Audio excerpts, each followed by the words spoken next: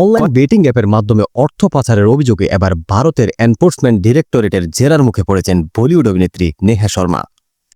Times of ইন্ডিয়ার প্রতিবেদন অনুযায়ী 2 ডিসেম্বর এই মামলার তদন্তের স্বার্থে কেন্দ্রীয় তদন্তকারী সংস্থাটি তাকে দীর্ঘ সময় জিজ্ঞাসাবাদ করে। কংগ্রেসের নেতা অজিত শর্মার মেয়ে নেহা শর্মাকে আগে থেকে নোটিশ পাঠিয়ে তলব করে ইডি। মঙ্গলবার সেই তলবে সাড়া দিয়ে হাজির হন তিনি। তদন্তকারীদের মূল লক্ষ্য হল বিতর্কিত এই বেটিং প্ল্যাটফর্মের সঙ্গে অভিনেত্রীর সম্পর্কে গভীরতা যাচাই করা। প্রিভেনশন অব মানি লন্ডারিং অ্যাক্টের অধীনে নেহা শর্মার বয়ান নথিভুক্ত করা হয়েছে। অ্যাপটির প্রচার ও প্রসারে ঠিক কী ভূমিকা পালন করেছিল এবং এর বিনিময়ে কোনো অবৈধ আর্থিক লেনদেন হয়েছে কিনা তা খতিয়ে দেখছে ইডি। বেটিং অ্যাপ ও অর্থ পাচারের এই মামলায় শুধু নেহা শর্মাই নন, ইডির নজরদারিতে রয়েছে বিনোদন ও ক্রীড়া জগতের একাধিক রথী মহারথী। এর আগে জিজ্ঞাসাবাদ করা হয়েছে আরও অনেককেই। এছাড়া বিজয় দেবরাকোন্ডাকে এই একই ধরনের অভিযোগে জেরা করা হয়েছিল। তখন তিনি নিজেকে নির্দোষ দাবি করেছিলেন।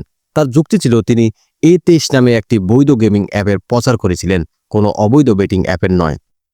ভারতে গেমিং এবং বেটিং অ্যাপের আইনি পার্থক্য তুলে ধরে তিনি দাবি করেন অনেক রাজ্যেই গেমিং অ্যাপ বৈধ। নিজের দাবির সপক্ষে তিনি ব্যাংক লেনদেন এবং চুক্তির নথিপত্র ইডির কাছে জমা দিয়েছিলেন।